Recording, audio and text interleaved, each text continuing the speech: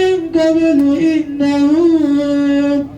إنهم كانوا أظلم وأتقى والمؤتفكة أهوى فغشاها ما غشى فبأي آلاء. àti máa rú ẹni tó ń lò lójú kó máa sọ̀kalẹ̀ tí bàbá yẹn lára nísìn kí ìṣẹ́gun ọ̀tá yẹn kó tì máa yípo níwájú lẹ́yìn lọ́tún lọ́sì káwọn náà máa wádìí àlàáfíà yẹn ó má yé wọn pé mo ló ti ń wá ẹ bá fi sí ká tó káyà tó kù yẹn.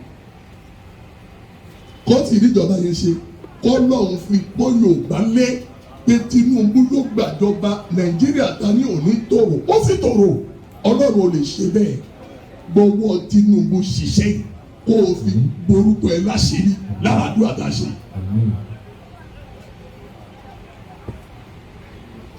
Ulaika al-hudan min rabbihim wa ulaika humul muflihun. Ẹ̀yin tẹ́ ẹ bá fẹ́ ṣe la ilaha illallah ẹ máa ṣe tẹ̀lé wa. Àwọn tí ó mú àyà sùjúdù dání tí wọ́n bá ti kà wọ́n dá wa dúró ó ṣeéṣe ká má lè forí kan lẹ́lẹ̀ ṣùgbọ́n ẹja wọlé pé Allahu Akbar Ọlọ́run á lè mọ̀ pé a mọ̀ pàtàkì wọn ó yá.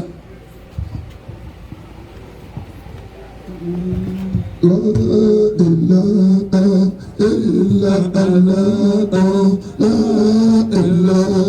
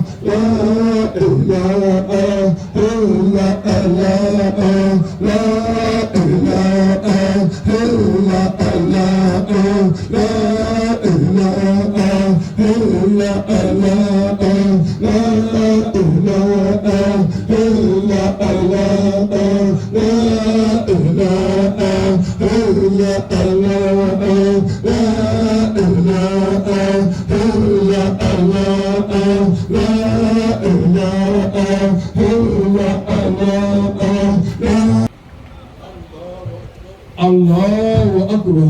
Allahu Akbar. Wa ma yulaqaha illa alladhina Allahu Akbar. Allahu Akbar. Wa ma yulaqaha illa alladhina